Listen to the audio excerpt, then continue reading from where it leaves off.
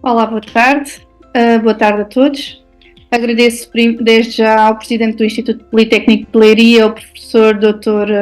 Rui Fonseca, à professora coordenadora da Escola Superior de Saúde do Instituto Politécnico de Leiria, à professora Dra. Maria Dix, e ao diretor da Ocean Medical e professor coordenador da nossa pós-graduação de Emergência Médica e Catástrofe, ao enfermeiro Pedro Caldeira, aos colegas também da pós-graduação e aos participantes neste webinar.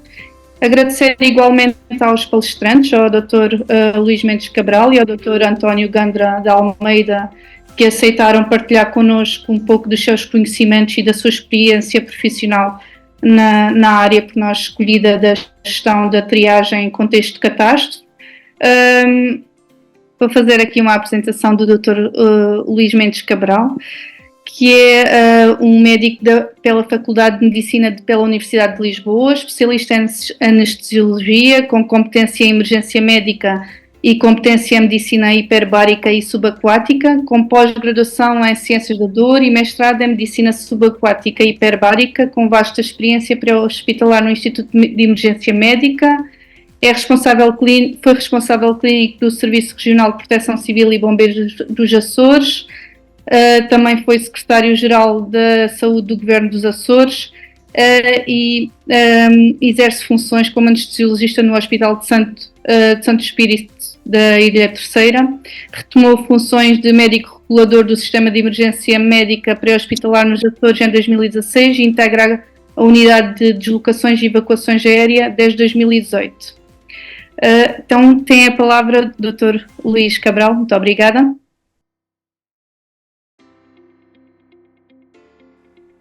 Muito obrigado. Antes de mais, agradecer à organização. Foi realmente um evento com enorme sucesso e que espero que se repita por muitas vezes. Confirmar pelo número de participantes é algo que é preciso neste país e que nós devemos de alguma forma incentivar. E por isso aqui esta é a minha participação. Vou-vos falar de gestão de triagem em contexto de catástrofe, foi isso que no fundo me foi pedido.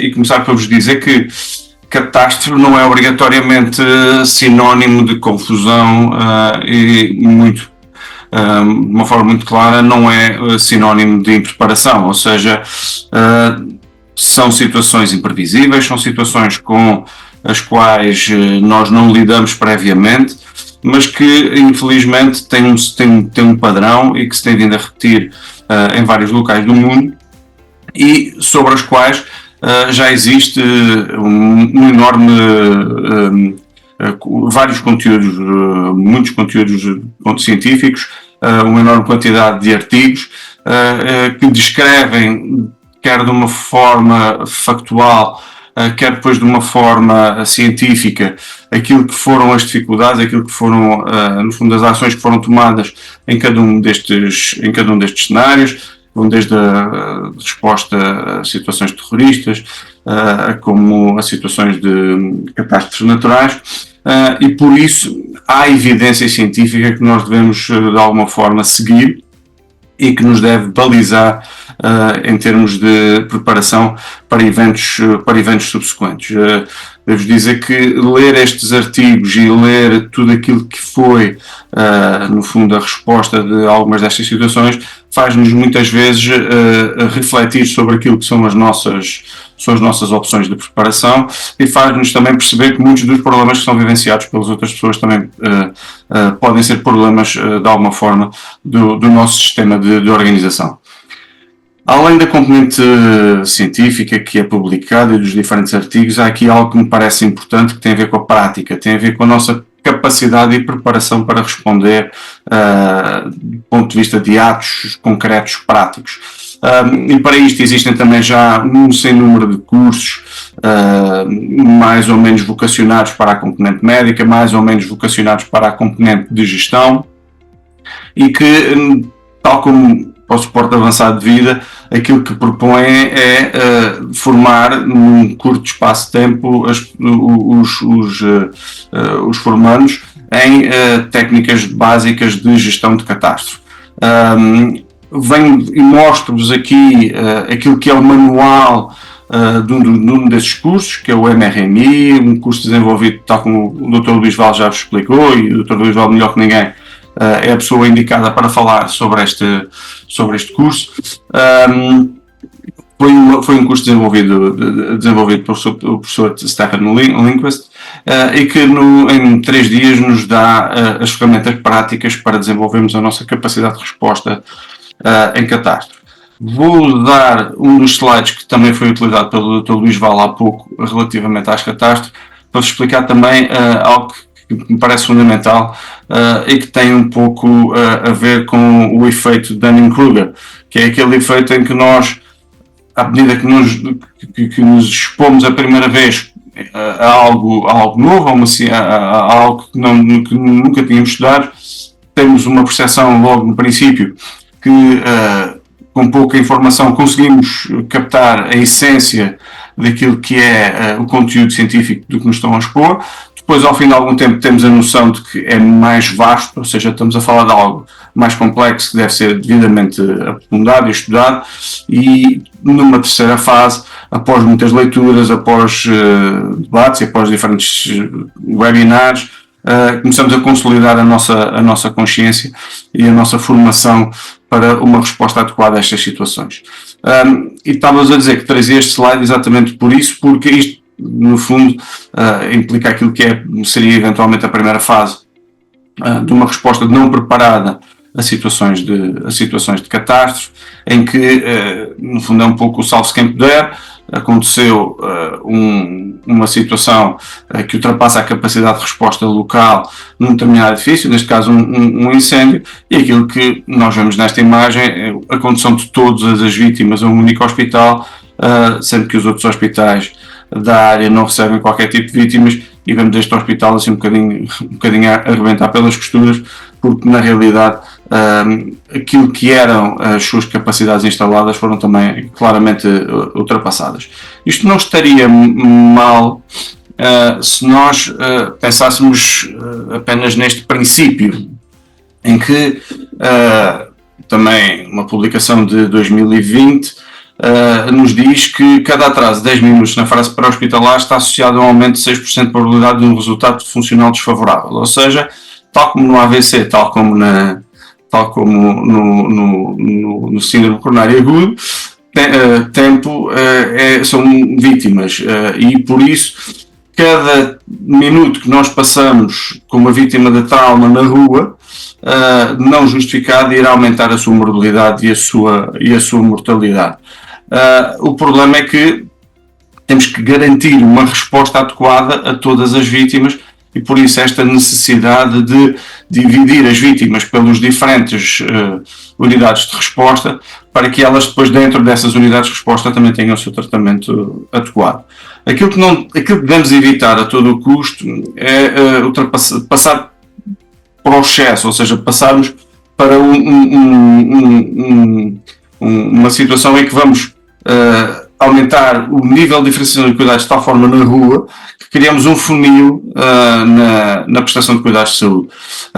E este funil não só funciona montante como ajusante, ou seja, os doentes que estão à espera de ser triados e de ser atendidos vão ficar, de alguma forma, acumulados, e vamos ver do outro lado as ambulâncias também acumuladas à espera de receber doentes para transportar para os seus locais de tratamento definitivos, e temos ali aquelas pessoas muito entretidas dentro de uma tenda a tratar 2 doentes e a parar todo o sistema. E por isso temos que ter muita noção de que forma é que queremos estruturar o nosso socorro em situação de catástrofe, e de que forma e em que fase é que no fundo o nosso contributo é fundamental.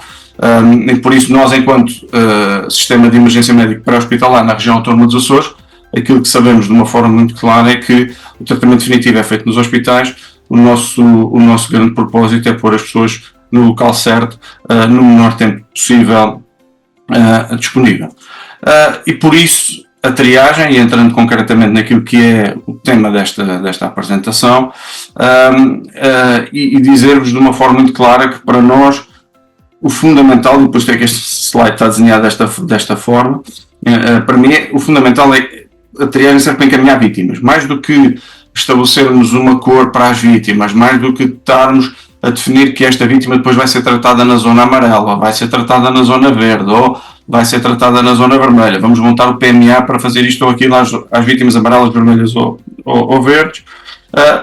Que isso seria a organização da resposta. O fundamental é nós pensarmos no sistema de triagem de forma a conseguir meter as vítimas certas no local certo, no menor espaço de tempo possível. E para isso vou usar também umas imagens do manual do MRMI para fazer aqui um pequeno exercício de reflexão convosco, que foi algo que me ajudou muito há uns anos atrás, quando comecei a estudar um pouco mais, de uma forma mais profunda, estas questões da catástrofe, e que me fez perceber a verdadeira necessidade de nós triarmos estes doentes de uma forma diferenciada. E, de uma forma, explicando isto rapidamente, aquilo que nós vemos como coluna vermelha é a nossa capacidade de resposta, ou seja, os recursos que nós temos para tratar estas vítimas, e aquilo que nós vemos a cinzento, nas colunas cinzentas por cima de cada uma das vítimas, é o tempo que elas precisam, a necessidade que elas têm de tratamento para conseguirem sobreviver, ou para conseguirem, de alguma forma, ter o tratamento adequado. E como podem ver, a coluna vermelha é bem menor que a coluna cinzenta, e isso define aquilo que nós todos conhecemos como catástrofe, porque os recursos disponíveis são menores do que aquilo que são os recursos necessários para tratar estas vítimas. E se nós fôssemos fazer uma triagem rápida de qualquer uma destas vítimas, aplicando aquilo que é o método START, diríamos que são todas vítimas graves. Eventualmente a vítima número 4, que é a vítima que apresenta lesão maxilofacial, de acordo com o sistema de triagem primária que nós usamos, como tem uma frequência respiratória abaixo de 30, eventualmente seria amarela ou não, mas pensando que seriam tudo vítimas amarelas, vermelhas e amarelas. O que, se nós tivéssemos em conta apenas a triagem primária, aquilo que iríamos fazer era começar a tratar estas vítimas de forma sequencial. E iríamos usar os nossos recursos, e começando a dividir os nossos recursos, para preencher a primeira coluna cinzenta, a segunda coluna cinzenta, e quando chegássemos à terceira coluna, estaríamos a esgotar os nossos recursos, ou seja, não conseguiríamos sequer completar o tratamento da vítima número 3. O que é que isto implica do ponto de vista prático? E estas cordinhas que aqui estão em cima, no fundo, querem-nos transmitir isto, que fizermos a divisão desta forma, da nossa capacidade de tratamento, todas as vítimas morrem, porque uma vítima com 90% de queimaduras iria morrer invariavelmente, quer nós fizéssemos um melhor ou pior tratamento a nível pré-hospitalar. A vítima também com traumatismo craniano em Glasgow 3 iria acabar por morrer, se não de forma imediata, a médio prazo. E as vítimas que potencialmente poderiam ser salvas, nomeadamente as vítimas 3, 4 e 5, como não tiveram a nossa atenção, como não tiveram os nossos cuidados, iriam acabar por morrer. Devo aproveitar aqui este slide para vos contar uma pequena história, e que será muito breve. Há uns anos atrás, e já lá vão alguns, infelizmente, enquanto médico da Veneira de Santa Maria, fui convidado para participar num exercício de certificação do aeroporto de Lisboa. Ou seja, o aeroporto de Lisboa tem que 2 em 2 anos fazer um exercício à escala global para se manter certificado, e nós fomos a primeira Venera a chegar ao local. Naquilo que era aquela tendência natural de interno de anestesia em resolver tudo rapidamente, quando chegamos à zona das partidas, tinham 3 vítimas ali no passeio à nossa espera. Chegamos lá, eram 3 vítimas efetivamente graves, e naturalmente, como bom anestesista, pedi ao enfermeiro para preparar as coisas para nós entubarmos os dois dos 3 eram mais graves, e para nós entubarmos esses 2 doentes graves que ali tínhamos à porta. Assim o fizemos, de uma forma relativamente rápida, e ficamos os 2 agarrados a um ambu a ventilar essas 2 vítimas. O que é que acontece? Alguns minutos depois abre-se a porta das partidas e tinha 50 vítimas dentro do aeroporto de Lisboa que precisavam de triagem e que precisavam de tratamento e avaliação médica, e eu estava agarrado a um ambu, eu e o enfermeiro estávamos agarrados a um ambu e não conseguimos fazer mais nada. Ou seja, este slide que pode parecer muito teórico, este slide que até, para lá, isto na realidade não se passa assim, infelizmente, por isso é que eu conto esta história, que para mim passou-se assim a certa altura da minha vida. E mais importante que nós cometemos o mesmo, mais importante que passarmos por este erro é não cometermos o mesmo erro 2 vezes e aprendemos com isso. E por isso passei a olhar para a triagem, para o tratamento das situações de multivítimas de uma forma diferente, naquilo que é a necessidade de nós fazermos uma boa triagem primária e secundária das vítimas e só depois iniciar o tratamento, exatamente por isto, porque uma vítima com 90% de queimaduras muito provavelmente não irá sobreviver. E por isso o mais lógico em situação de catástrofe é nós não aplicarmos recursos no tratamento desta vítima, tal como uma vítima com Glasgow 3. Porque se aplicarmos os poucos recursos que temos disponíveis nas restantes vítimas 3, 4 e 5, aquilo que nós temos eventualmente é a probabilidade e a capacidade de salvar essas 3. Ou seja, em vez de morrerem 5 em 5, nós vamos ter uma mortalidade de 2 em 5, ou seja, temos um saldo positivo. E é isso que o professor Stephen Lundquist se chama de Effect Related Triage, e que usa estes conceitos que nós temos de triagem para, de uma forma clínica, decidirmos que doentes é que devem ser, em quais os doentes é que nós devemos investir e quais os doentes não devemos investir tanto.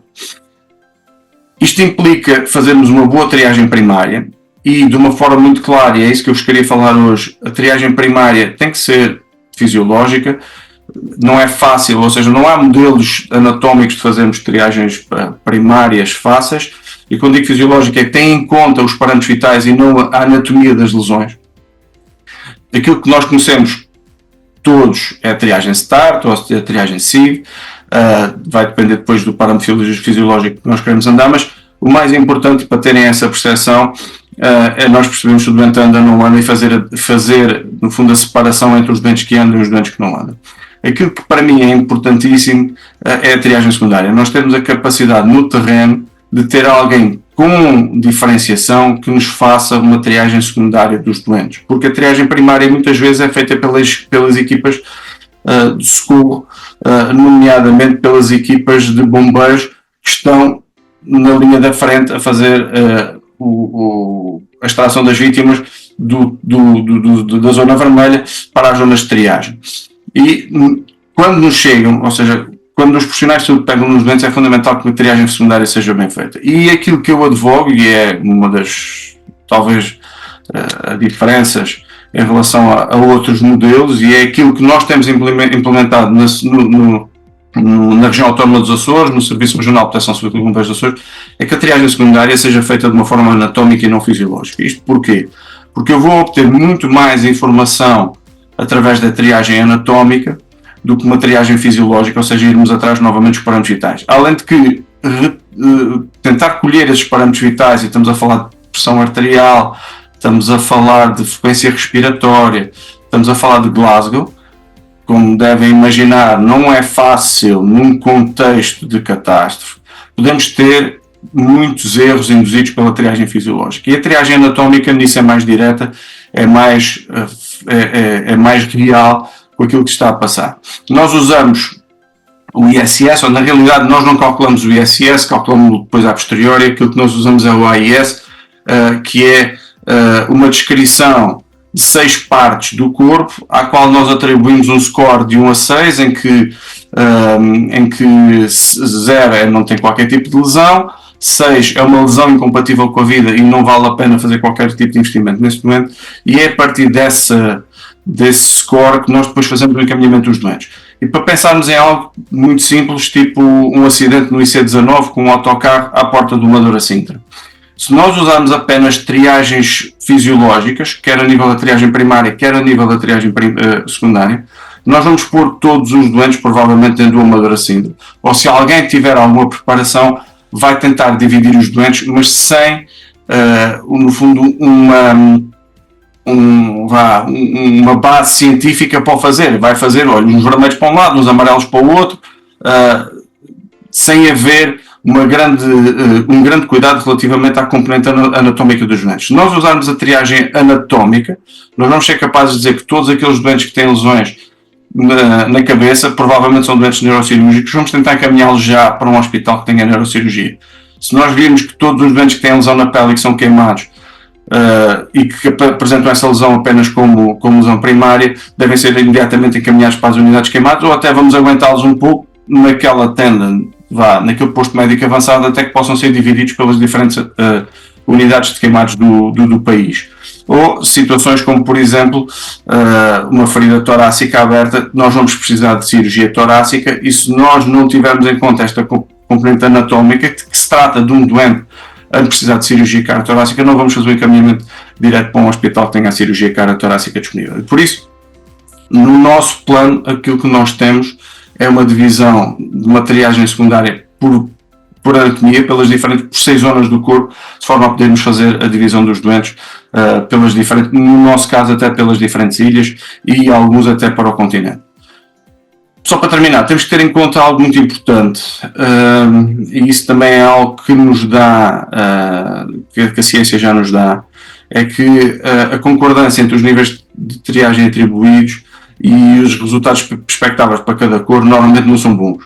Aquilo que nós vemos no terreno e aquilo que nós temos visto nos diferentes exercícios que fazemos anualmente de certificação dos 9 aeroportos da região é que há sempre uma sobre-triagem significativa, ou seja, a triagem start falha pouco, ou seja, deixa passar poucos doentes graves porque põe muitos doentes não graves dentro dos grupos mais elevados.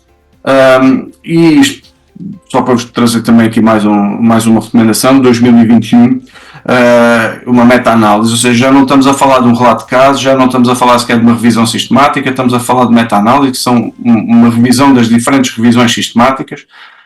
Aquilo que nos diz é que a precisão da START é péssima e que rapidamente deviam ser desenvolvidos outros métodos de triagem mais precisos, de forma a conseguirmos identificar corretamente os doentes. E por isso, mais uma vez, esta ideia de que, além da triagem primária, é preciso uma triagem secundária para fechar a malha e distribuir os doentes convenientemente pelos diferentes hospitais que estão à nossa disposição.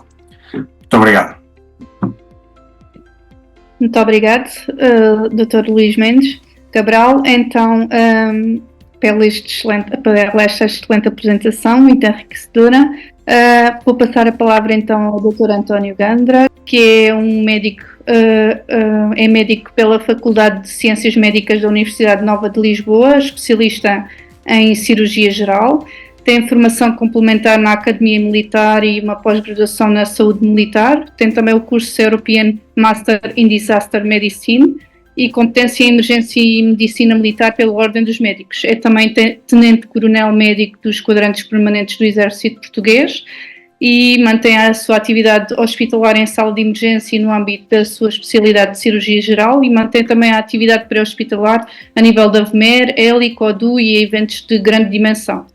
Tem feito também participações em eventos multivítimas e catástrofes com funções de coordenação e operacionais dos mesmos e participação em missões internacionais, médico e de apoio humanitário, sendo a mais recente na Turquia.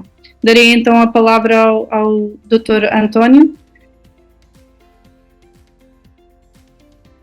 Obrigado pelo convite, é um gosto estar aqui.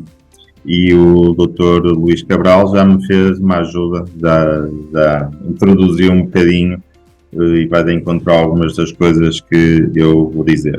A gestão de triagem no contexto de catástrofe.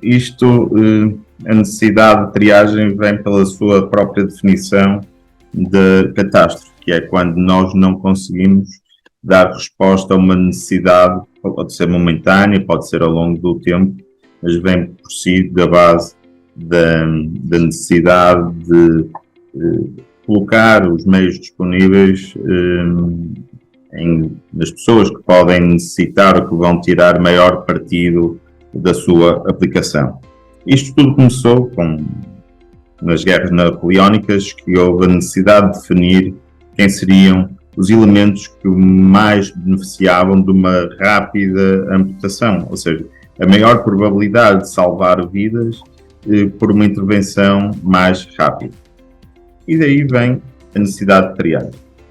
Ou seja, a necessidade, como eu já disse, de prestar atenção àqueles doentes que vão beneficiar mais de uma intervenção rápida, para atribuirmos esses doentes a áreas que devem estar pré-definidas para fazer uma maior gestão nas zonas de cuidado e iniciar medidas diagnósticas terapêuticas de acordo com os seus níveis de triagem.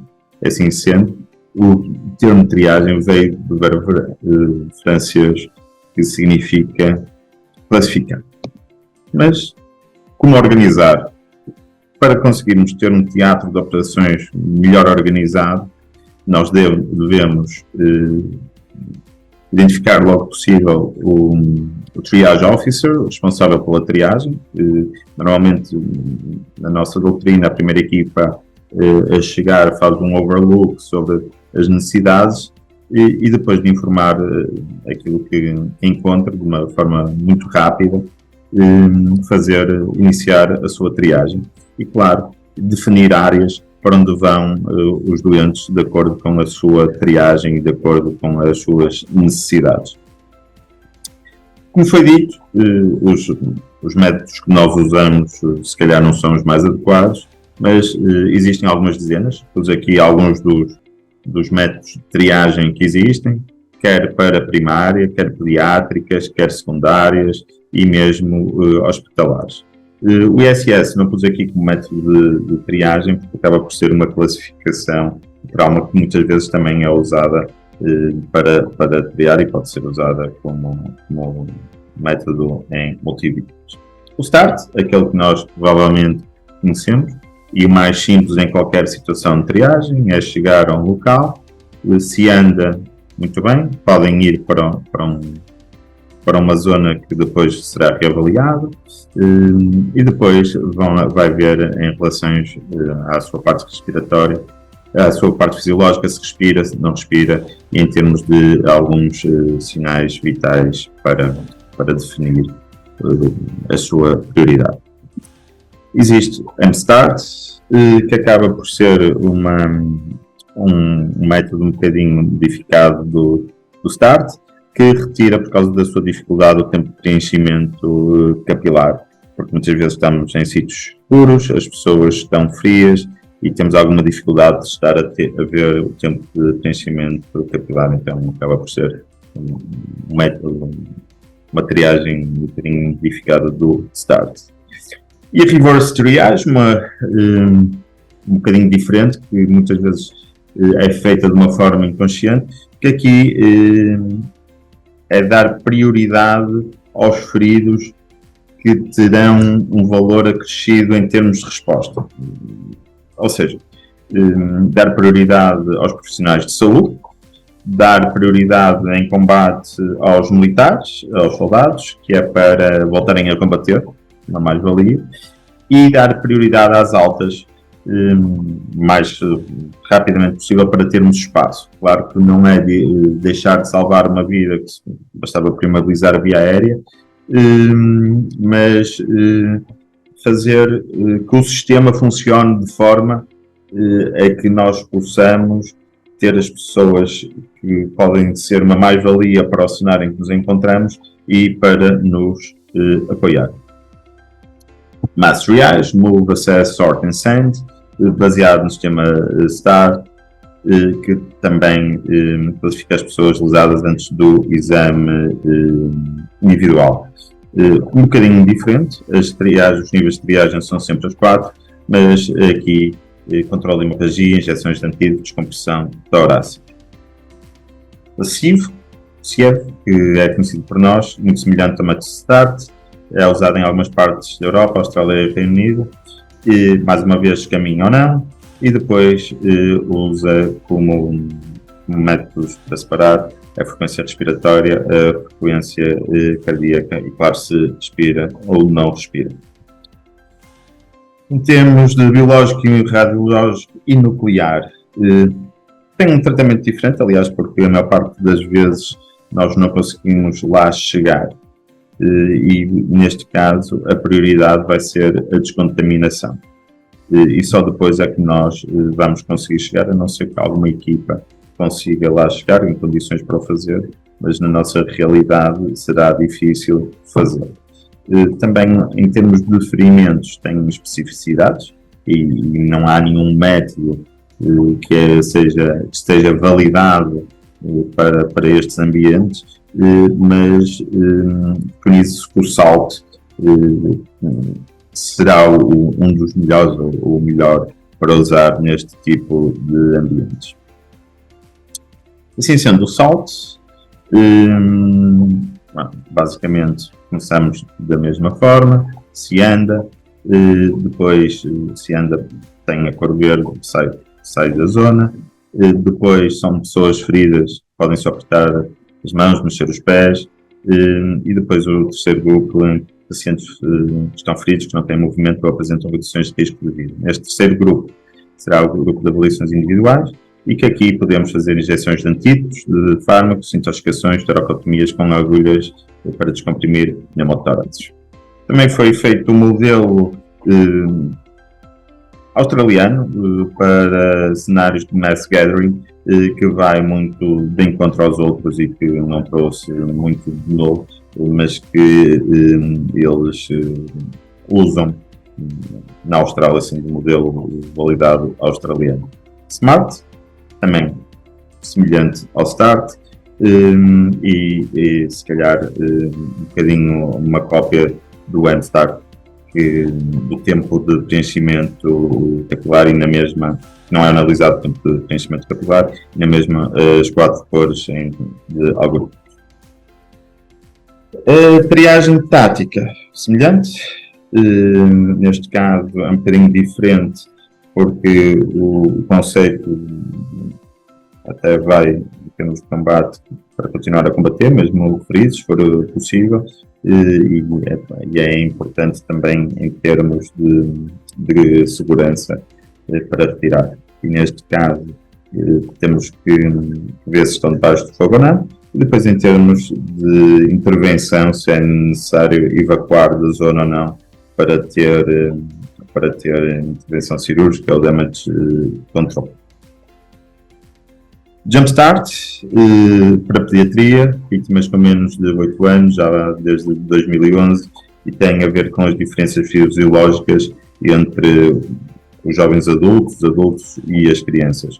Em termos de nível de consciência, por vezes as crianças mais pequenas não falam, não cumprem ordens, então é usado o sistema AVPU para fazer a sua triagem.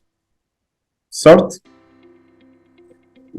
já tem mais complexo, já é diferente, uma triagem secundária, tem a ver com a soma e as pontuações, em termos da pontuação segundo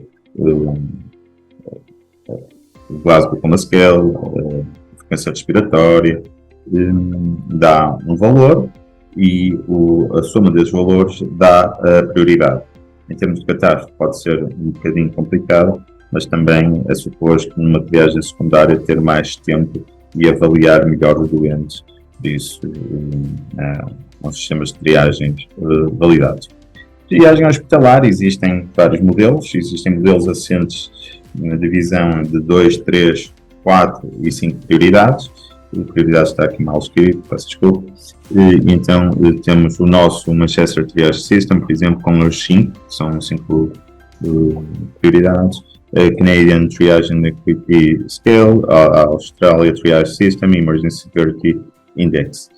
E estão perfeitamente validados para utilização, por isso não qualquer um deles. Outra questão na gestão que se prende a triagem, como identificar as vítimas e o nível de triagem que tem. Já foram usadas várias técnicas, as etiquetas que nós todos conhecemos cá em Portugal, com quadros de barras ou não, já com algum apoio informático. Houve uma tentativa em Navarra da triagem por Google Glass com a identificação da vítima e gravação, mas acabou por ser uma coisa complicada, como devem imaginar, toda a gente anda com eles atrás, e a aplicação de chips para não só a triagem, mas também o follow-up. No meio disto, acho que nós ainda não encontramos o sistema ideal para detectar e fazer o follow-up. Pelo menos em Portugal não está a ser aplicado, existem conforme o grau de diferenciação e aposta nestas áreas em outros países, sistemas que funcionam melhores, mas como devem imaginar, as etiquetas perdem-se facilmente, por muito que nós tentemos colocar isso em bases de dados, em folhas Excel, em programas criados para o efeito, dificulta muito e acabamos por ter alguma dificuldade. Por isso, creio que isto é uma das áreas que ainda temos algum espaço para caminhar e melhorar. Em termos de conclusão, existem vários sistemas de triagem. Neste momento ainda não há nenhum modelo que seja infalível, que é difícil dizer um é melhor do que o outro. Considero que todos os países devem definir e ter uma uniformidade do sistema que usam e para toda a gente falar a mesma língua. A mesma linguagem em termos de catástrofe, em termos de triagem. Não faz sentido ter dentro do mesmo país zonas que usam sistemas de triagem diferentes. Isto vai variar conforme as circunstâncias específicas da região, a diversidade das emergências e desastres, as instalações e recursos dos seus centros. Mas, acima de tudo, o que é importante é que nós treinemos esse modelo. Através de simulacros, e muitas vezes não há os simulacros que nós fazemos, também acho que há algum espaço para melhorar. O debriefing é importante, lições aprendidas, mesmo quando nós temos situações de desastre, de catástrofe, na escala, acho que devíamos fazer debriefings e lições aprendidas e realmente fazer anotações e mudar coisas, não é só falar sobre elas. Por isso, nós, algumas mentalidades temos que mudar. Acima de tudo, treinarmos juntos, fazermos simulacros juntos, para sabermos quando acontecer, novamente, já aconteceram várias vezes em Portugal, tentarmos dar a melhor resposta possível. Muito obrigado a todos. Peço desculpa por estes problemas informáticos que eu não percebo o que é que se está a passar. Há sempre a primeira vez para tudo, mas realmente peço desculpa. E se tiverem alguma questão, estejam à vontade. Muito obrigado. Dr. António Gandra, pela excelente apresentação. Sabemos que então que um evento de catástrofe é uma situação complexa, pois envolve a abordagem a várias vítimas num tempo bastante limitado, com recursos humanos e materiais também eles limitados. Com isto, a realização de uma triagem o mais adequado possível vai ser fundamental para assegurar os melhores cuidados e os possíveis para o maior número de vítimas. Pronto, e assim terminamos este tema de gestão de triagem em contexto de catástrofe. Foi um momento bastante enriquecedor para nós e de crescimento profissional. Mais uma vez, obrigado aos palestrantes e vou passar a palavra para a próxima mesa à enfermeira Diana Carvalho.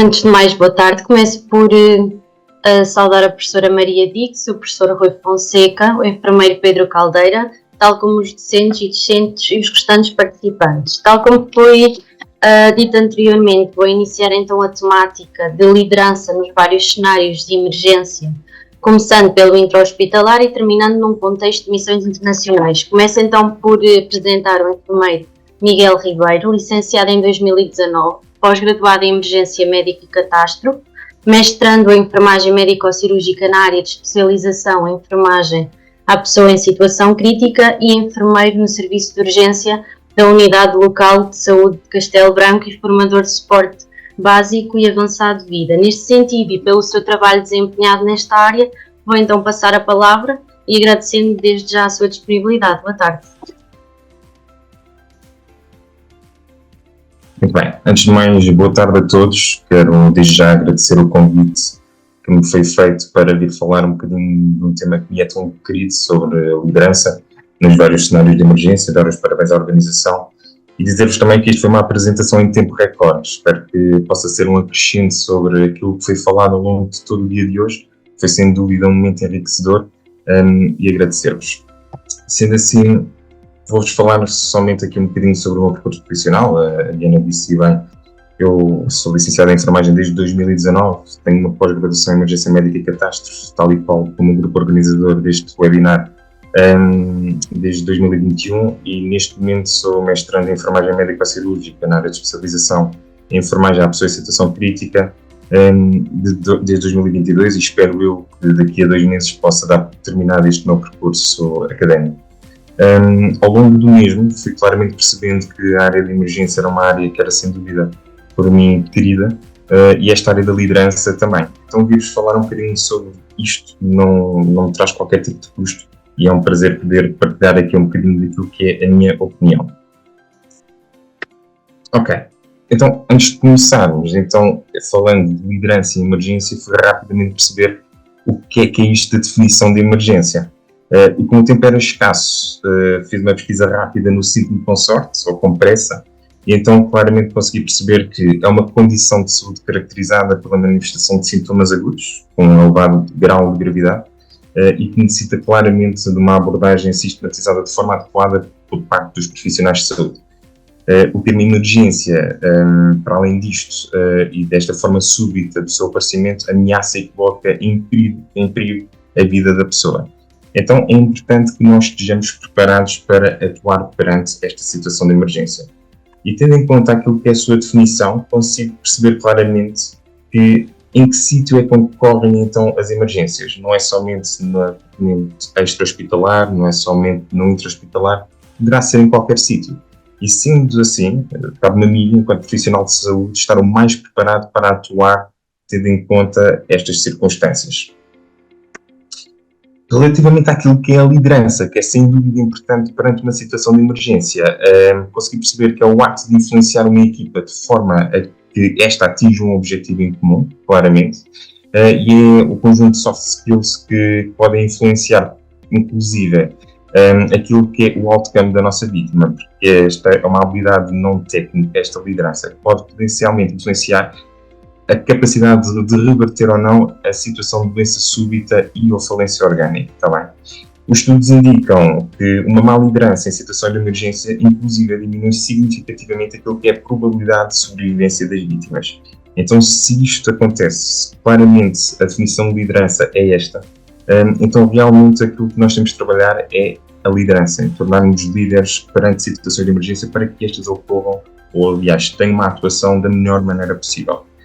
Contudo, e apesar de eu saber que a liderança é importante perante situações de emergência, aquilo que muitas vezes acontece, e quando me convidaram para vir falar sobre os vários cenários de emergência, eu quando ouço vários, um deles é a minha realidade, o meu serviço de urgência, às vezes podemos até ter um bom líder, mas quando o líder olha para o lado, aquilo que vê muitas vezes na realidade é malta nova, com pouco tempo de prática e pouca formação. E vocês claramente também se poderão questionar o que é que está aqui o Miguel a falar com tão pouco tempo de prática sobre liderança, mas a verdade é que o meu modo para vir falar aqui um bocadinho é que, para além de já ter tido possibilidade de ser líder em alguns momentos em situações reais, também tenho a perspectiva de ser liderado. E tendo esta perspectiva de ser liderado, é importante perceber que um verdadeiro líder poderá, sem dúvida, fazer a diferença naquilo que é a abordagem a uma situação de emergência, independentemente daquela que seja. Ok? Eu agora gostava de fazer aqui uma pequena analogia para os amantes de Fórmula 1 vão gostar destes 45 segundos que tenho para vocês. Aquilo que acontece é, vamos ver uma evolução daquilo que é os tempos de evolução dos pit stop da Fórmula 1, para depois falarmos um bocadinho sobre aquilo que realmente deveria acontecer na nossa realidade, na abordagem a situações de emergência. A Diana, confirma-me só se consegues ouvir o áudio, se não conseguires, informa-me só, está bem?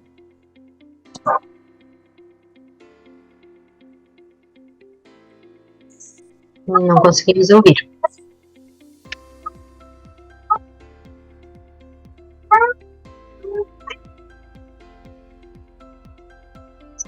Standing first final in the race for Mike Suzuka, but possibly explained by how early he's coming in. You can see we've still got 48 and 57 to go, so he's not even done 10 laps yet before making his first stop. So.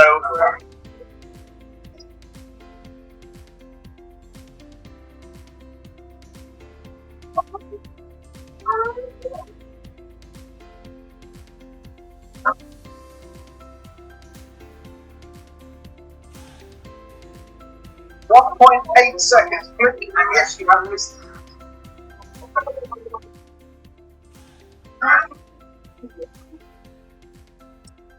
Impecável. E então porquê é que meti aqui este vídeo? Para os amantes de Fórmula 1 era para se distraírem um bocadinho depois deste dia inteiro a falarem sobre este tema que nos interessa a todos, mas a verdade é que podemos fazer aqui uma clara analogia naquilo que é um desporto de automóveis, em que cada uma das pessoas sabe claramente as suas funções, sendo liderados por alguém que sabe perfeitamente como deve ser feita essa liderança. é importante perceber que se eles conseguem fazer as coisas e haver uma evolução positiva relativamente aos tempos, porque é que nós, que estamos a cuidar de alguém e inclusive temos potencialmente nas mãos aquilo que é a tentativa de reverter uma situação que pode ser o fim de vida de alguém, porque é que também nós não vamos atuar com uma melhor liderança, trabalharmos esta liderança, sabendo claramente que os estudos nos indicam que isto vai ter influência direta na possibilidade de sobrevivência da vítima. E era aí que eu queria chegar. E eu coloco ali os 10%, porque claramente, maioritariamente, até este momento, até esta situação, até estas situações, conseguimos perceber que a percentagem de situações onde as coisas ocorrem como deveriam ocorrer é menor do que aquelas que deveria ser realmente, também, porque maioritariamente aquilo que vemos acontecer perante uma situação de emergência, eu quando falo disto é no meu contexto de sala de emergência, vejam aquilo que temos. Podemos ter uma sala XPTO, a melhor sala de emergência do país, onde quando falta um bom trabalho de equipa e uma boa liderança, eu às vezes saio lá somente com este tipo de ruído de fundo. E mais uma vez vos convido a ouvir. 当阳不找健身操，祝您好运，步步高，楼台。 Perceberam? Eu também não. E é isto muitas vezes que acontece maioritariamente e é isto que nós devemos mudar. Está bem? Porque muitas vezes aquilo que acontece não é percebido por nós. Nós claramente vemos que não houve uma boa liderança, não realizamos aquilo que deveríamos realizar da forma adequada. Então é importante mudarmos atitudes. E mudamos atitudes de forma a perceber que esta liderança vai ter influência direta naquilo que é o outcome da nossa vítima. Este estudo demonstra que um grupo que recebeu formação e treino em liderança realizou uma reanimação cardiopulmonar com muito melhor qualidade, isto em contexto simulado, do que o grupo que não teve esta formação e treino em liderança. E de que forma é que foi verificado? Através de uma desfibrilação precoce e uma visualização do ritmo desfibrilável de forma muito mais precoce, um aumento da qualidade da reanimação cardiopulmonar, parte do líder houve inclusive inputs durante a paragem que possibilitaram inclusive melhorar o outcome da vítima e houve uma minimização das pausas pré-choque. E quem é que beneficia disto? Quem é que beneficia desta liderança de fora? Para além da equipa, porque sabe claramente quais são as suas funções e que há ali alguém que irá corrigi-las se houver necessidade, beneficia o doente. E é isto que nós devemos pensar, que nós estamos ali por eles também. Nunca se esqueçam disso, está bem? Agora, levanta-me outra questão, é quem lidera uma situação de emergência? Será somente o médico? Será também, ou poderá ser o enfermeiro? Não sei se é esta a pergunta que nós devemos fazer. Este estudo que eu aqui vos mostro indica mesmo isso, que é, não é quem, mas sim como. Ou seja, de que forma é que deve ser feita esta liderança perante situações de emergência. Este estudo demonstra que foi adicionado, para além de um líder médico e um líder enfermeiro, à situação de emergência, e isto levou a uma diminuição da carga cognitiva sentida pelo médico. E como nós sabemos e já ouvimos, duas cabeças pensam sempre melhor do que uma, não é? Para além disso, a existência de uma liderança realmente efetiva perante uma situação de emergência levou a uma melhoria do desempenho de toda a equipa, com inputs ao longo da abordagem, independentemente de qual ela fosse sobre a equipa. E realmente a importância desta liderança, não somente em situações de paragem cardiorrespiratória, mas sim em qualquer contexto e situação de emergência. E eu, antes de arrumar a casa dos outros, já que claramente percebemos que não é quem, mas sim como, gostaria de arrumar a nossa. E quando digo a nossa, eu enquanto enfermeiro e nós enquanto enfermeiros. Trago-vos aqui este parecer do Conselho de Enfermagem, número 126 de 2021, que foi emitido pela Ordem dos Enfermeiros, após uma questão que eu coloquei sobre a possibilidade do enfermeiro realizar de forma autónoma a desfibrilação da vítima quando não está presente um médico local. Isto faz com que o médico, isto faz com que o enfermeiro tenha que assumir a liderança da situação, sabendo claramente qual é que é o tratamento preconizado, e o enfermeiro deve e pode fazê-lo de forma autónoma, está bem? Eu digo isto porque houve algumas discussões que criaram alguma celeuma entre alguns colegas dentro do serviço, e é importante esclarecermos que não é quem lidera, mas sim como lidera. E como lidera e perceber o tipo de características é que cada um de nós tem que ter para que possa ser um bom líder. A liderança, inclusive, pode ser assumida sem compromisso da qualidade da reanimação. E os níveis de ansiedade e de stress e a capacidade de tomada de decisão são idênticos entre as duas classes profissionais, ou seja, conseguimos perceber que realmente não importa quem é, mas de que forma é que é feito e se tem competências para tal. E que tipo de competências é que eu procuro num líder? Uma capacidade de direção e comando, uma correta capacidade de tomada de decisão, e houve alguém que me disse um dia que uma má decisão é melhor do que uma não decisão, por isso arrisquem, no sentido de ganhem coragem para tomarem algumas decisões e queiram ser líderes em algum momento da vossa vida, tá bem? Porque é muito fácil viver na sombra, muito mais fácil na minha realidade. Capacidade de comunicação efetiva, uma comunicação em circuito fechado, uma comunicação correta por parte do líder, uma capacidade de atribuir as tarefas e conhecer os elementos da equipa que eu tenho à minha frente. Sem dúvida é importante eu perceber quem é melhor ou pior em determinada função para que eu também lhe atribua esse tipo de função. Uma capacidade de planear as tarefas antecipando algum problema que possa decorrer ao longo da abordagem, e a capacidade de hands-off, ou seja, que o líder não tenha em nenhum momento alguma função dentro daquilo que é a abordagem à situação de emergência, mas sim esteja de fora a dar, para além dos inputs necessários no sentido de melhoria da abordagem, também dá um reforço positivo, que é muito importante também não esquecermos disso. E é muito importante encontrar, e era ótimo encontrar isto em todos os líderes, está bem? E se não encontrarmos, temos que trabalhar para lá chegar. E que caminho é este para a liderança que deve ser feito? O caminho para a liderança, o primeiro, e aquilo que é a minha opinião, é a aprendizagem com verdadeiros líderes. E todos vocês talvez tenham ao vosso lado, nos vossos serviços, pessoas com as quais se identificam e veem, ok, claramente eu quero ser assim um dia.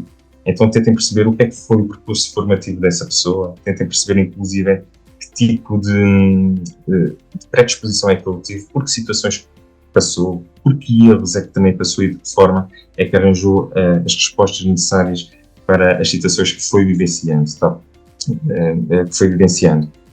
E aproveito desde já para agradecer a todos aqueles que eu considero líder que têm passado ao longo do meu percurso profissional, e espero que os futuros também tenham essa influência positiva em mim.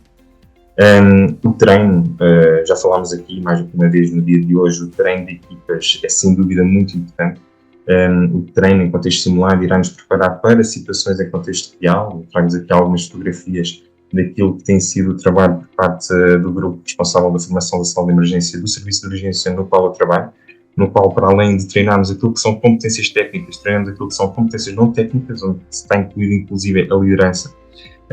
E vemos claramente um crescimento positivo relativamente à capacidade de liderança por parte das pessoas, e isto, por sua vez, irá se notar onde? Em contextos reais. E é isso que nós queremos, está bem? E é muito, muito importante. Para além dos treinos de equipas e de tudo aquilo que falámos até agora, o debriefing. O debriefing também foi falado na apresentação anterior, é sem dúvida um momento essencial, e é uma área que me é muito querida, que é aquela área que é o tema que eu estou a trabalhar no meu projeto de melhoria contínua no âmbito do meu mestrado. E este debriefing é conhecido que é o elemento essencial na aprendizagem da situação, quer seja ela em contexto simulado ou em contexto real. É uma estratégia de ensino e de aprendizagem, e há quem considere inclusive que é um ponto mais importante da simulação e do contexto real. Porque é realmente aqui que eu vou discutir aquilo que correu bem, e vou dar reforço positivo relativamente a isso, e aquilo que tem que ser melhorado. E às vezes aquilo que tem que ser melhorado está mesmo na liderança, na atribuição de funções à cabeça, quando chegamos numa situação de emergência, na delegação das funções, da forma como comunicamos, e é muito, muito importante isto ser trabalhado. E só com o debriefing é que eu consigo perceber isso. E apesar de eu saber que este briefing tem a sua importância, e sabemos que realmente é muita, continuamos a não realizá-lo às vezes que deveriam ser realizadas, e a justificação muitas vezes é a falta de tempo, a não aceitação por parte de diferentes profissionais, uma elevada carga laboral, a inexistência de protocolos de atuação, e às vezes há quem defenda que não sabe quem deve liderar o briefing. O briefing deve ser liderado por um líder, alguém que tenha capacidade de liderança, alguém que tenha capacidade de gerir conflitos e não gerar. Claramente, quando apontamos aspectos menos positivos do decorrer de uma situação real ou simulada, devemos fazê-lo de forma cautelosa, sempre com o objetivo de gerir conflitos e não gerá-los. Aquilo que eu estou a desenvolver é um guião orientador de um briefing estruturado, neste caso por ser aplicado após eventos de paragem cardiorrespiratória, onde divido o briefing num briefing focado, num briefing formativo, e depois no final num briefing somativo, ou seja, falo com o líder da situação, a posteriori com toda a equipa, e faço um sumário para aprendermos com a situação. Vamos fazer isto em contexto simulado, inclusive já tivemos a oportunidade de fazer em contexto real, e sem dúvida vemos um crescente da melhoria daquilo que é a prestação de cuidados perante uma situação de emergência, inclusive aquilo que é a melhoria da liderança perante uma situação de emergência, uma vez que conseguimos perceber claramente que há focos importantes que têm que ser efetivamente alterados para melhorarmos a nossa prestação. E é sem dúvida o único momento onde posso ter a verdadeira percepção da realidade, porque a verdade é que estou tão às vezes incutido na situação que não me apercebo bem daquilo que aconteceu. E com o briefing consigo fazer então o resumo do que se passou e mudar atitudes e comportamentos. Está bem? É muito, muito importante. Trago-vos aqui inclusive um pequeno artigo que por acaso tive a oportunidade de ler já há algum tempo, que é Não afoguem os líderes da saúde que emergiram desta crise. Eu digo isto porque também gostava de permitir uma reflexão da vossa parte ao final do dia de hoje. Este artigo saiu a quando da altura pandémica. E tem aqui 3 chavões importantes que eu gostava de passar para vós, que é, houve muitos destes líderes que surgiram na altura que não eram sequer líderes formais no momento, mas a ocasião fez o capitão. Então parem e pensem e vejam quem é que tem ao vosso lado nos vossos serviços. Realmente se consideram líderes e aproveitam-nos e aprendam com eles. Vocês serão os futuros líderes. O pós-crise pode ter sido frustrante se o talento demonstrado não for aproveitado, e às vezes isto acontece e aconteceu também. Então aproveitem essas pessoas e tentem incluí-los em algumas tomadas de decisão importantes dentro dos vossos serviços. E se uma tempestade fez esses líderes vir à tona, cabe a cada líder, cada gestor de cada serviço garantir que eles não submerjam novamente. Também gostava muito de falar sobre isto um bocadinho para que vocês possam refletir sobre o mesmo. Por fim, e agora ficando um bocadinho mais para aquilo que são os alunos que estão a tirar a pós-graduação, e são eles os grandes dinamizadores deste webinar. A evolução de um futuro líder. Às vezes temos a ideia de que as pessoas que falam e os líderes já nasceram assim. Mas lembram-se que há pouco disse que a liderança é a capacidade que eu tenho de que a outra pessoa possa refletir e possa influenciar positivamente aquilo que são as práticas. Então, se de alguma maneira conseguir influenciar positivamente hoje nesta apresentação, posso-me considerar um bocadinho mais líder do que há 15 minutos atrás. Então vejam, se em 2018 o meu foco principal era terminar o enterro do Pavor em Pé, em 2021 estava como vós a preparar aquilo que será o vosso mascal, espero que corra bem como o meu cabelo, e hoje em 2024 sou palestrante daquilo que é o vosso webinar e desde já mais uma vez quero agradecer pelo convite direcionado por vós também e espero que vocês também possam ser os líderes dos vossos serviços, dos vossos contextos de emergência daqui a amanhã. Para terminar, um líder é uma pessoa que conhece o caminho, que segue o caminho e que mostra o caminho. Por isso, gostava de vos pedir que deem sempre a vossa opinião, pois essa opinião irá gerar discussão. Discussão que leva à reflexão e posteriormente à alteração de atitudes também. Obrigado. Parabéns pela organização deste webinar. Até uma próxima. Agradeço a excelente apresentação do enfermeiro Miguel e a pertinência dos temas abordados. Posto isto, passo a apresentar o enfermeiro Dinis Cascão, pós-graduado em Emergência e Urgências, enfermeiro especialista em reabilitação, com várias missões humanitárias. Missões estas em Moçambique, em 98, 99 e 2001, na Guiné, em 2015, pelo Instituto Nacional de Emergência Médica, nas equipas de resposta rápida ao ébola, na cidade da Beira, em 2019, tendo ministrado também o curso de formação de formadores em primeiros socorros em Moçambique e em Cabo Verde, e atualmente enfermeiro na CID de Cantanhede. Neste sentido, e tendo sido convidado a dar a conhecer a sua experiência de liderança em cenários internacionais, passo então a palavra. Boa tarde, enfermeiro Dinis.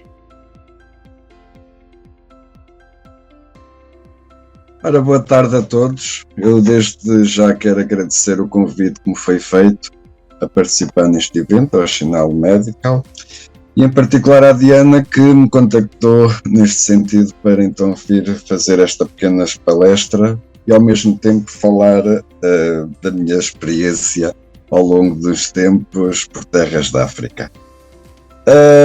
Eu tenho aqui uma pequena apresentação que eu vou partilhar aqui em modo tela, que no fundo é uma apresentação algo informal, mas no fundo eu simplesmente fui ao baú das recordações, ao baú das fotos e coloquei aqui algumas fotos. Deixa eu ver se eu consigo colocar aqui.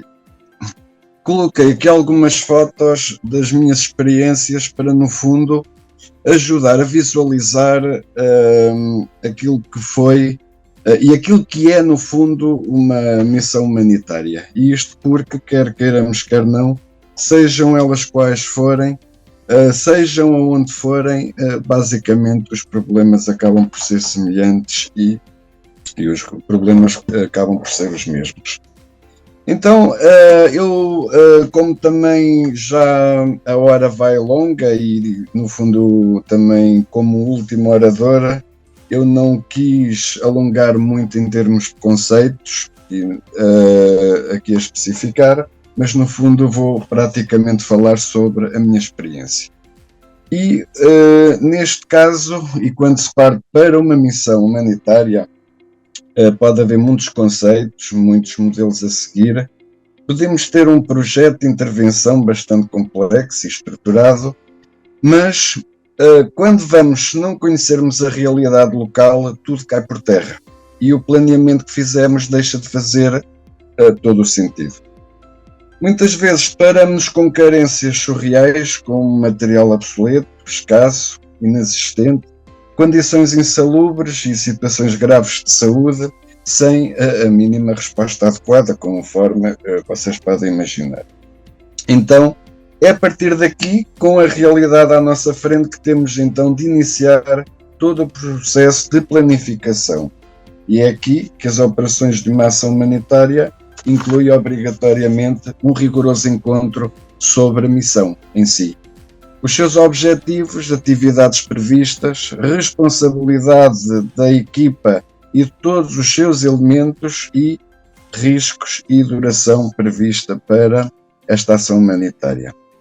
Na preparação da equipa, obviamente devemos incluir uma explicação detalhada da situação real do terreno, a todos os elementos, informação técnica sobre as ocorrências, condições climatéricas e políticas, a situação militar e de segurança e informação geográfica do local.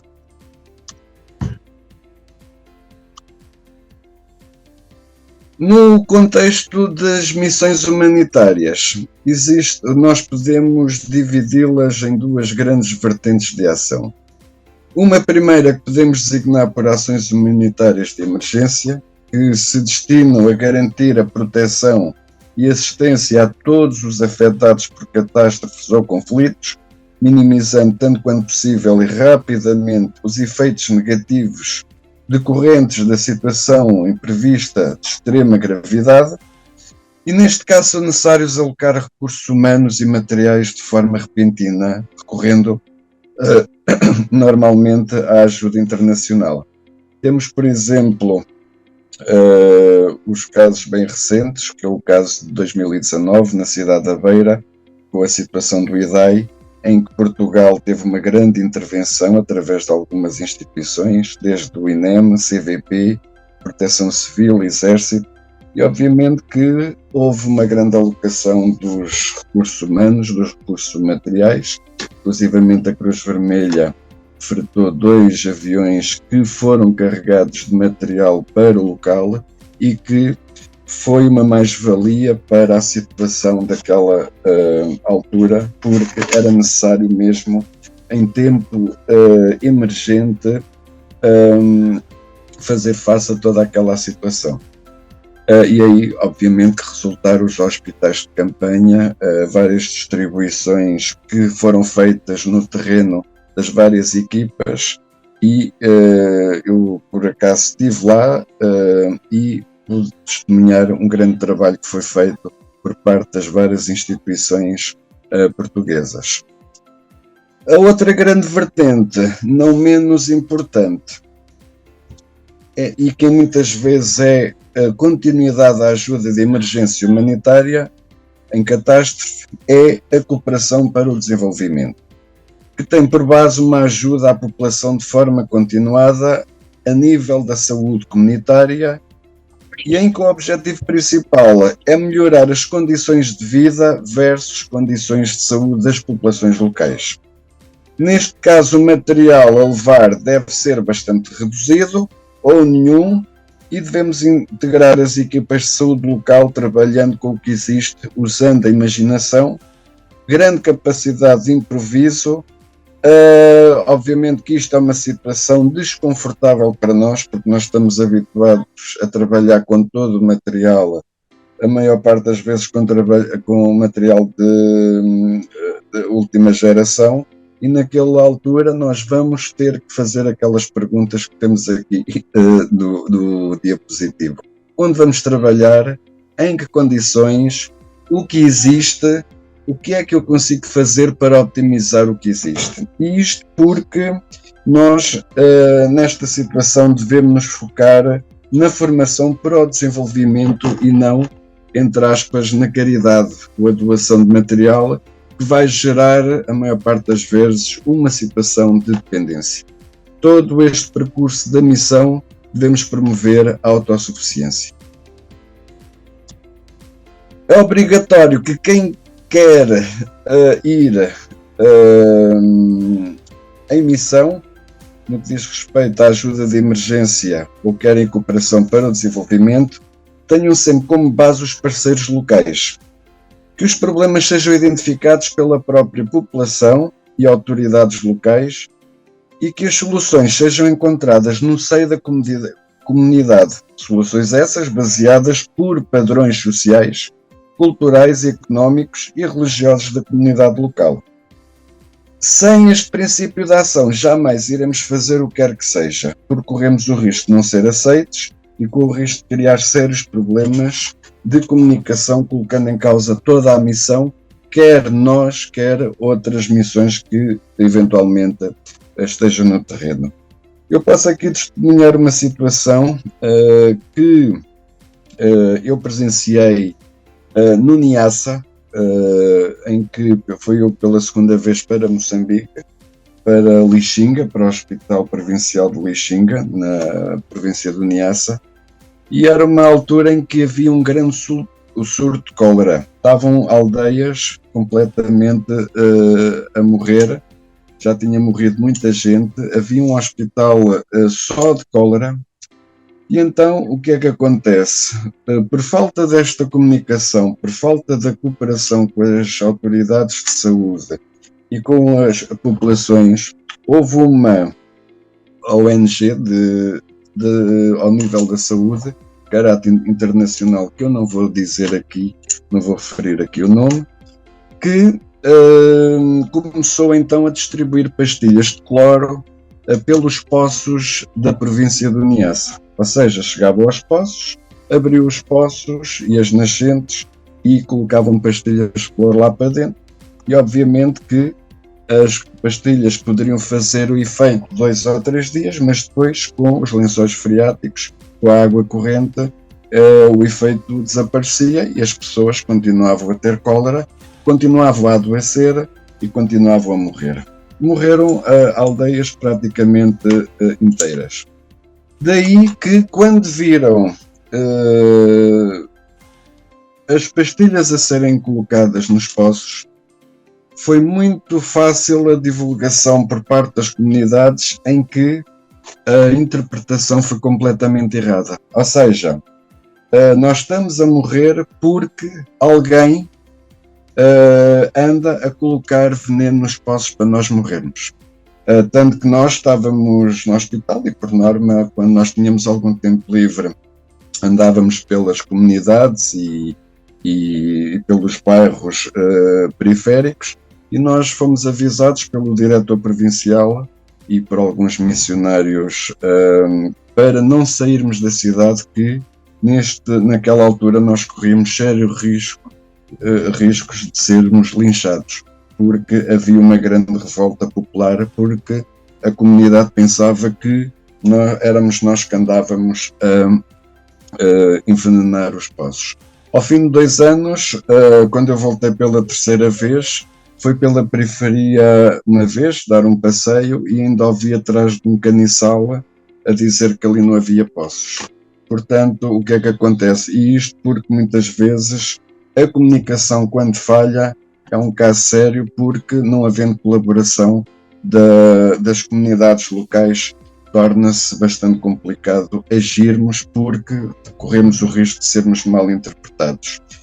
Tenho outra história que também gostaria de contar, foi no distrito de Canhelas, a sul do Niassa, em que houve um surto de tosse convulsa bastante grande. Estavam dezenas de crianças a morrer e então eu fui convidado para, junto com as equipas de saúde local, irmos ao terreno para então verificar e fazermos o planeamento de aquilo que seria necessário. E então, a primeira situação que nós fizemos, fomos a uma aldeia com essa equipa de saúde provincial, em que fomos falar com o régulo, ou seja, com o chefe da aldeia.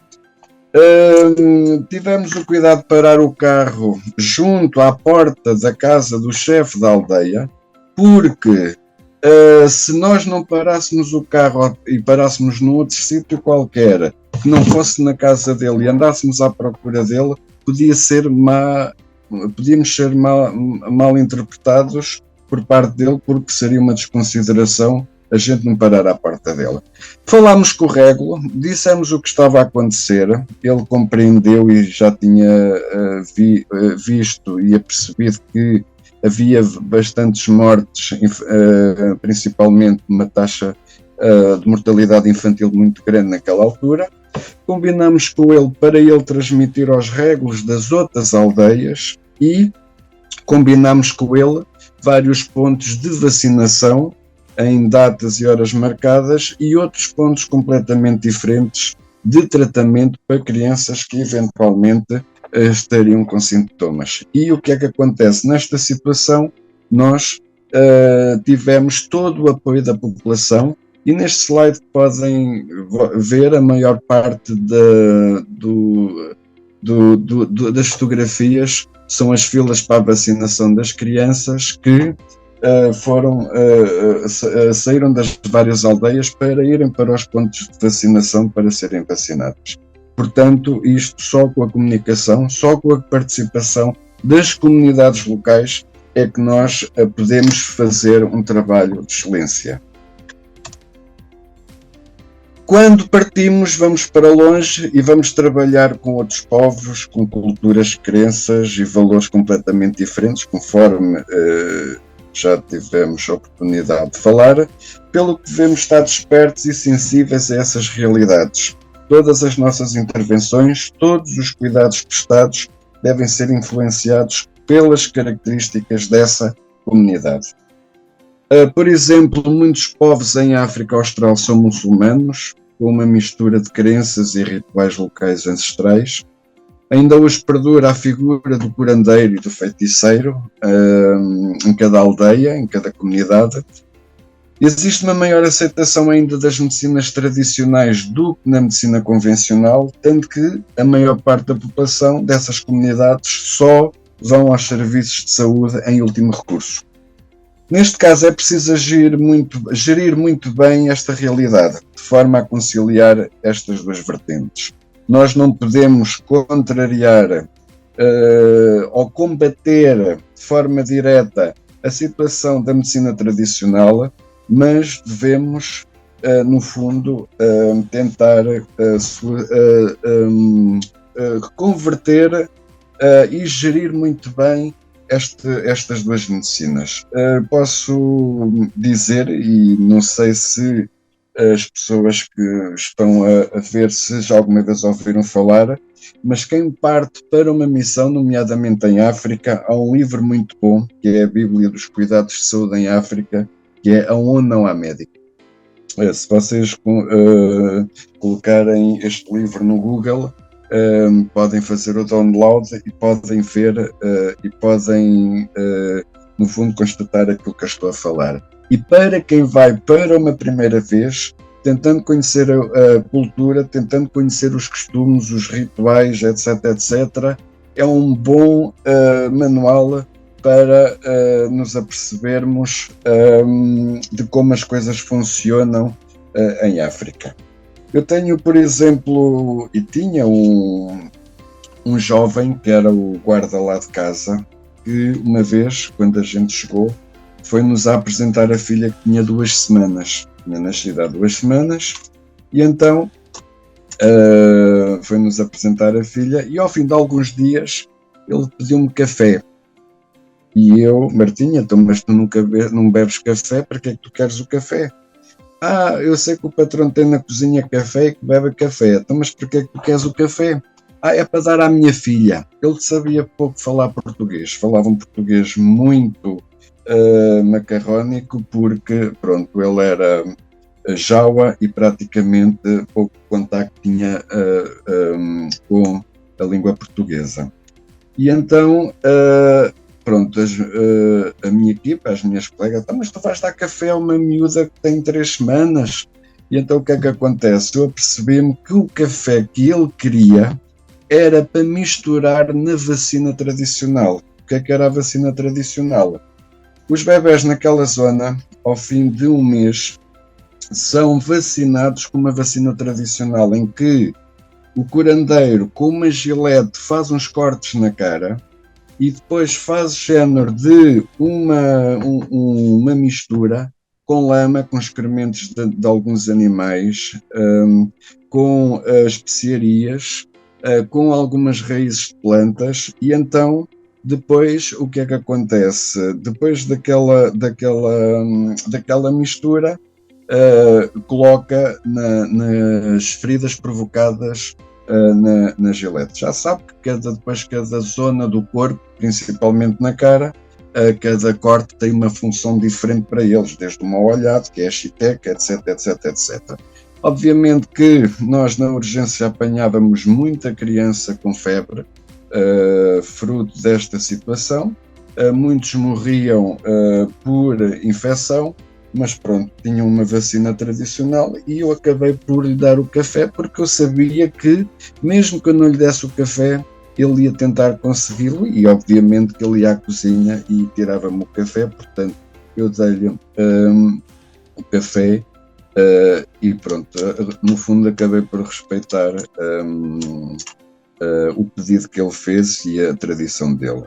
Outra situação que eu posso aqui contar neste caso, estávamos num sítio em que as doenças de transmissão sexual eram praticamente o principal das doenças. Havia bastantes mulheres que iam ao médico, à ginecologista. Nós tínhamos uma médica, coordenadora do projeto, que era obstetra, e então as mulheres apareciam lá muitas com gonorreia e outras doenças de transmissão sexual.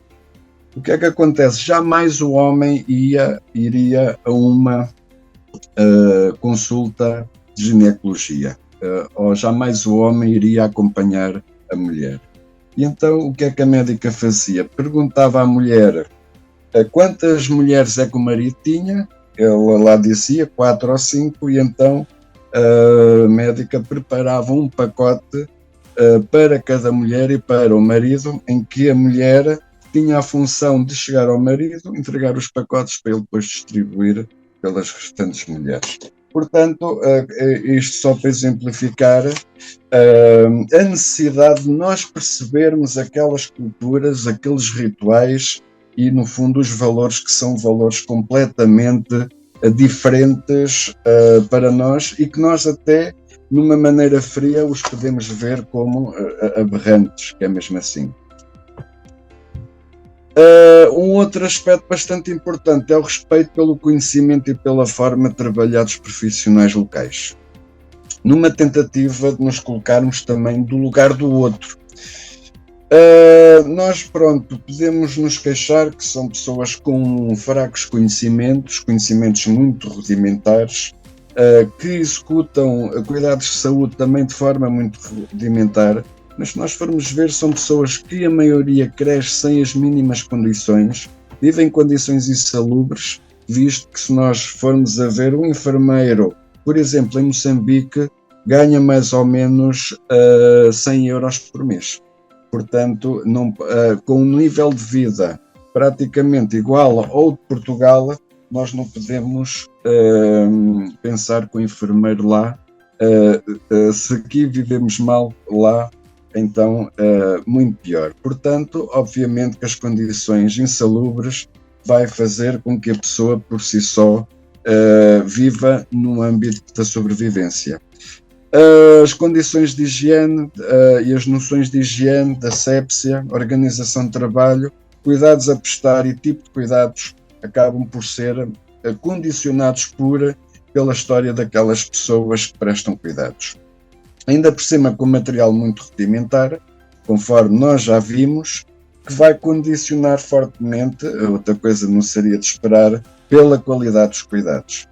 A nossa intervenção deve ter uma componente formativa bastante abrangente, mostrada nos cuidados prestados e aos poucos irmos modificando rotinas, inovar novos métodos de trabalho, reorganização dos espaços e do material existente, introduzindo de forma gradual noções de saúde necessárias a uma boa qualidade dos cuidados. Obviamente que isto não se faz em dias, nem se calhar em meses, vai-se fazendo ao longo de um tempo infinito, que é mesmo assim. Isto requer da nossa parte grande capacidade de adaptação, muita resiliência, imaginação, capacidade de improviso e muita perseverança.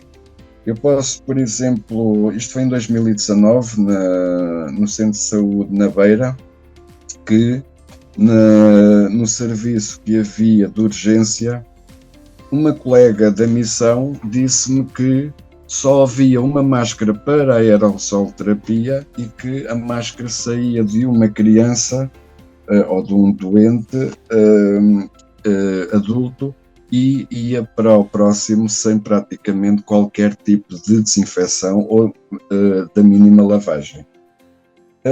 Estamos a falar em países em que a tuberculose tem uma grande preponderância ainda. O que é que acontece? Tínhamos lá várias máscaras, foi falar com o enfermeiro-chefe, pusemos várias máscaras a uso e entre elas combinámos que teriam que ser lavadas e desinfetadas. E para isso o enfermeiro-chefe deu-nos uma bacia que estava no serviço de urgência que podia servir para lavar as máscaras. Pronto. Problema selecionado, pensámos nós.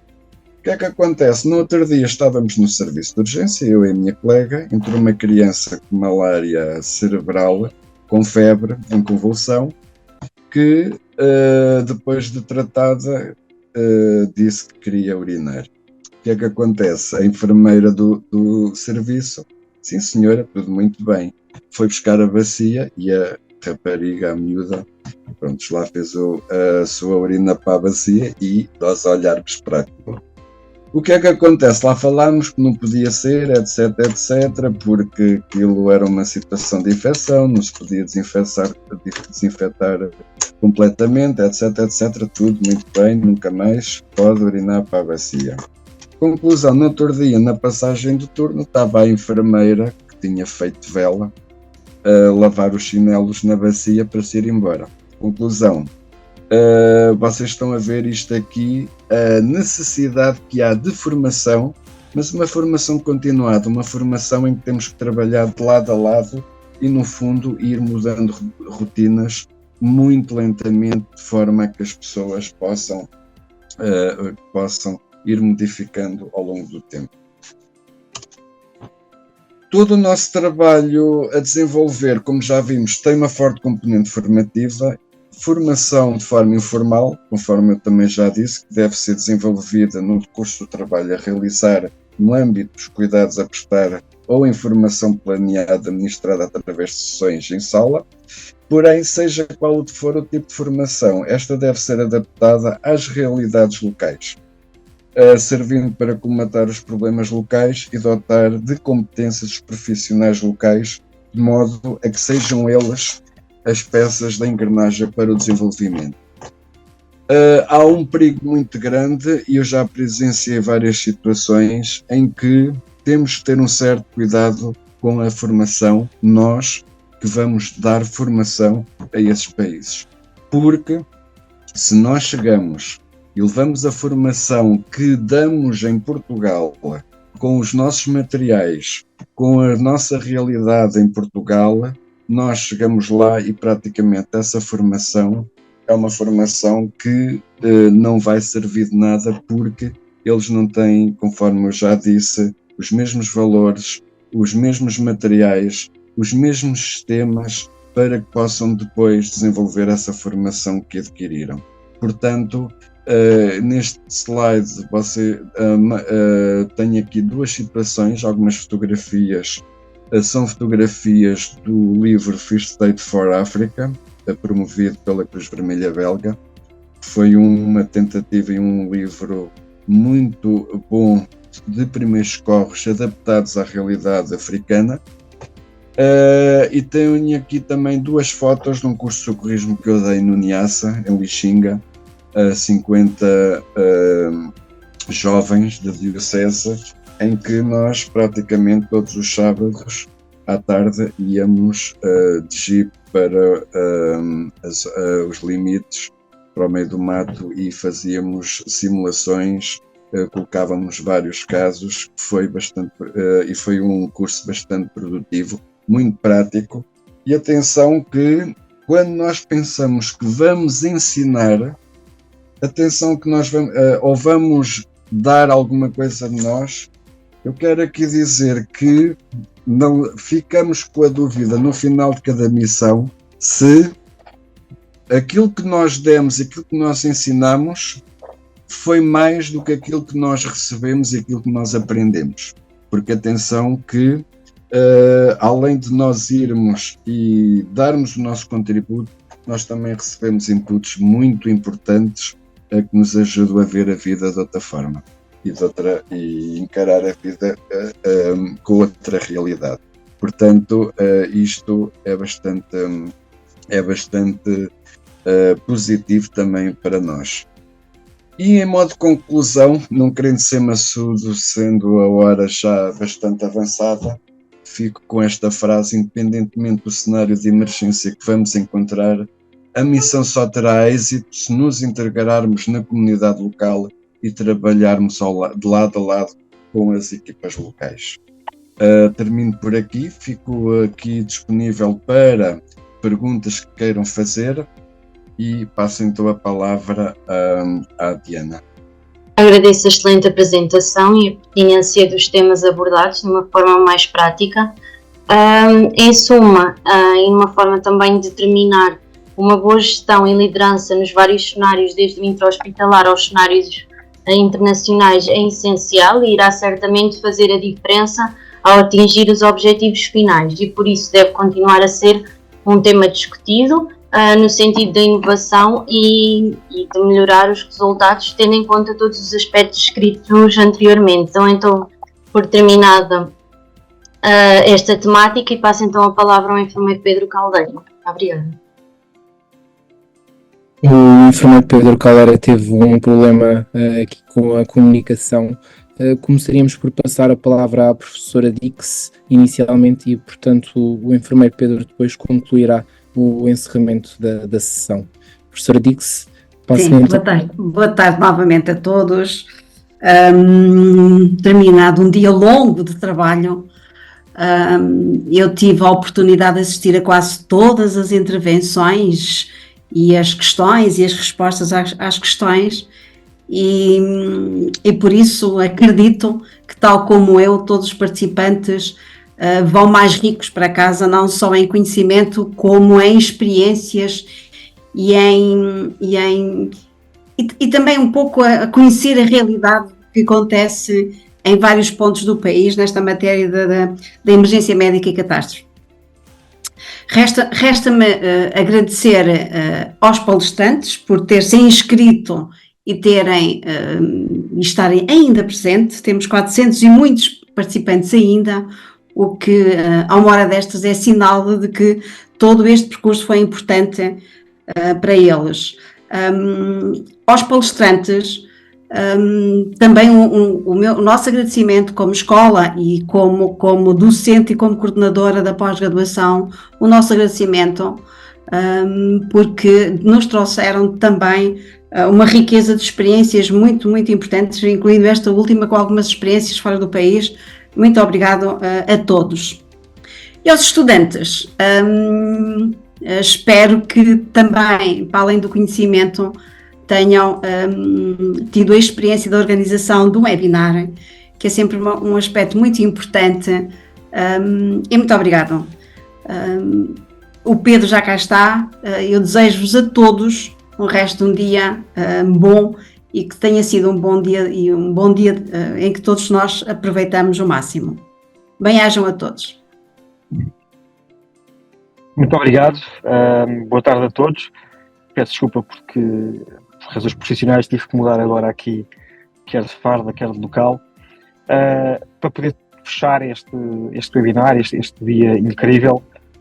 Eu gostaria de começar mais uma vez a agradecer à Escola Superior de Saúde de Leiria, da pessoa da professora Dix, por todo o apoio neste projeto, dar os parabéns aos alunos pelo extraordinário trabalho que hoje fizeram, agradecer a todos os palestrantes que de facto vieram contribuir com uma riqueza, quer pela sua experiência, quer pelos seus conhecimentos, uma riqueza única a este webinar, e agradecer a todos os participantes. De facto, houve 1000 inscrições, o webinar esgotou, tivemos um pico máximo de 700 pessoas ao mesmo tempo online, o que de facto é incrível e demonstra o interesse e motivação de todos os profissionais de saúde, de forma transversal, médicos, enfermeiros, bombeiros, técnicos de emergência.